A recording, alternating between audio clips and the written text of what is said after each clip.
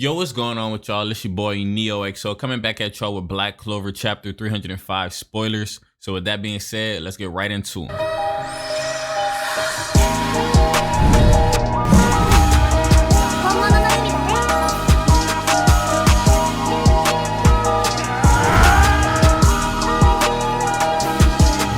Now starting off the chapter, we have Yuno and Langris. They came to like a mutual understanding, like they got 3 minutes to take out Xenon.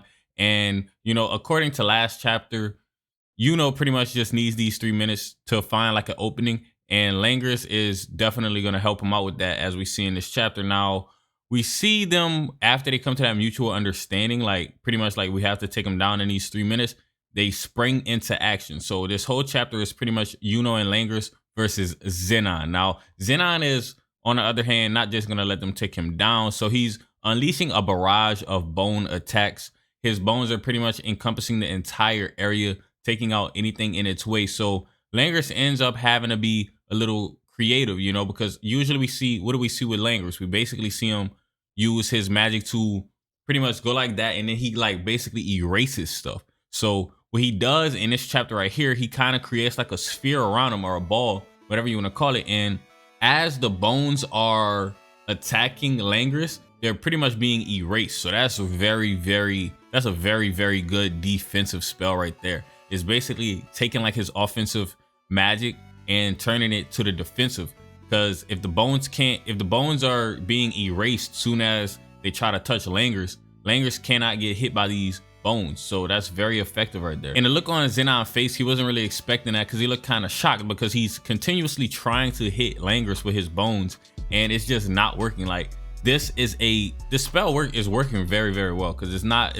allowing, like, I'm looking directly at it and it's not allowing any of the bones to get through this barrier. It's like a sphere barrier that Langris has around his body, and it's just not allowing the bones to touch Langris at all. So this is a very good defensive spell, as I said. Like I said earlier, Langris usually goes like that, and then he unleashes like some type of spatial magic that it usually erases his target. So he puts down the spell of the spell of the sphere, the new spell that he has, the defensive spell. He puts it down, like it's not up anymore, and he goes to do kind of, he does like this, you know, but people are familiar with it. So he goes like that, and it seems like he does this to create an opening for Yuno, because what happens next is Yuno basically has a bow and arrow. I feel like this was foreshadowed for sure. A lot of people definitely been saying this, and I'm looking at it right now. This looks very clean, and it just, if you look at Xenon's face, Xenon's like, oh, like that's the type of face Xenon got. Like, Xenon is looking like, this is not good for me if that arrow hits. And you can see in the picture, in the panel, there's actually magic encompassing the point of the arrow. Like, it's covered in like condensed magic. So this arrow, if it hits Xenon, is going to be very, very detrimental to Xenon's bones, because we've seen, you know, in his Spirit of Boreas form before, with only one arm, he went like that with just one arm, and he took out, like, he basically made a hole in Xenon's chest. So this right here looks like it's gonna just completely go straight through Xenon. You know, that's a cliffhanger though. That's how the chapter ended off. So that's the last panel of the chapter. I feel like that's the most hype moment, is for, you know, all of us fans seeing Yuno with a new weapon. So that's clean right there. You know, it has been foreshadowed. Like, Yuno's fired off wind arrows before, but this looks very defined compared to all of the ones he's done in the past. So that's just very clean right there. So it seems like Langris did his job, made the opening, and seemingly Yuno is about to hit him with this arrow straight to Xenon. So that should be cool to see.